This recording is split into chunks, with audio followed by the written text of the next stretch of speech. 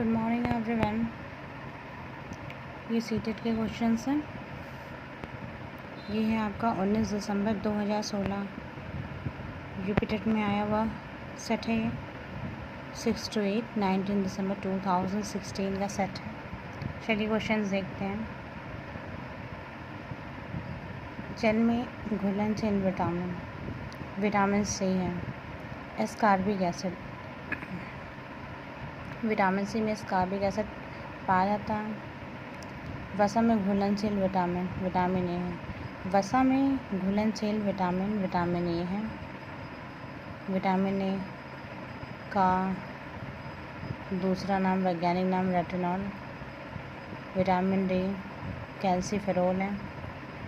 Vitamin E tocopherol, ये सब वैज्ञानिक नाम है।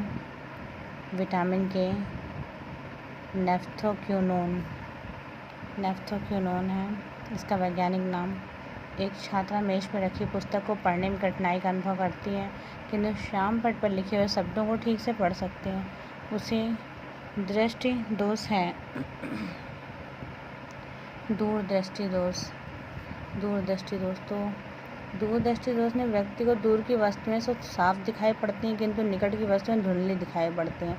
इसमें नेत्र गोलक आई बॉल का व्यास कम हो जाता है एवं पास की वस्तुओं से आए प्रकाश की किरणें अपवर्तन के बाद केंद्रीभूत होने से पहले ही रेटिना पर पड़ जाती हैं, अर्थात फोकस बिंदु रेटिना के पीछे हो जाता है। फलतः निकट रखी वस्तुएं धुंधली दिखाई पड़ती हैं। उपर्युक्त व्याख्या से स्पष्ट है कि छात्रा को दूरदृष्टि दोष है। तो दूरदृष्टि दोष में हमें निकट की वस्तुएं नहीं दिखाई पड़ती, धुंधली दिखाई पड़ती हैं। नेत्र गोलक का व्यास कम हो जाता है और पास की वस्तुओं से आई हुई प्रकाश की किरणें अपवर्तन के बाद केंद्रीभूत होने से पहले ही रेटिना पर पड़ जाती हैं। इसके कारण हमें पास की वस्तुएं धुंधली दिखाई पड़ती हैं और इसे दूरदृष्टि दोष कहते हैं।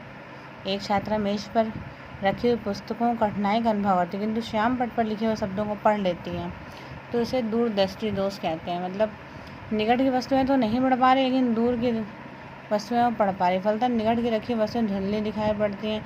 उपर्युक्त व्याख्या से स्पष्ट है कि छात्रा को दूरदृष्टि दोष है। इस दूरदृष्टि दोष के निवारण के लिए उत्तल लेंस का प्रयोग किया जाता है। तो इसके लिए उत्तल लेंस का प्रयोग किया जाता है। जल में घुलनशील विटामिन सी है। एस्कॉर्बिक एसिड, जिसका वैज्ञानिक नाम एस्कॉर्बिक एसिड है। विटामिन बी भी है जल में घुलनशील। वसा में घुलनशील विटामिन ए है।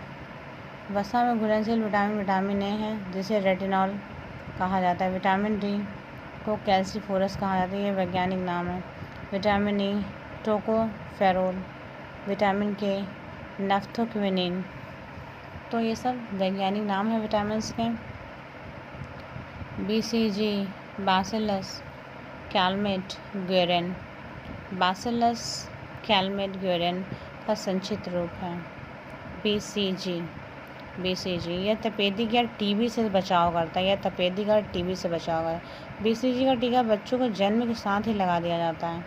भारतीय संगीत में कुल कितने स्वर शुद्ध एवं विकृत होते हैं? 12। भारतीय संगीत में कुल स्वर शुद्ध एवं विकृत 12 होते हैं। 7 शुद्ध स्वरों के समूह को सप्तक कहते हैं।